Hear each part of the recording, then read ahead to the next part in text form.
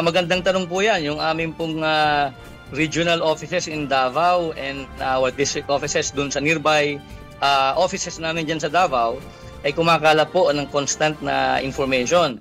Kapag nakita namin na ang information seems to be relevant and credible, binibigyan po namin sila ng instruction to forward it to the head office para po ma-notify ang ating director.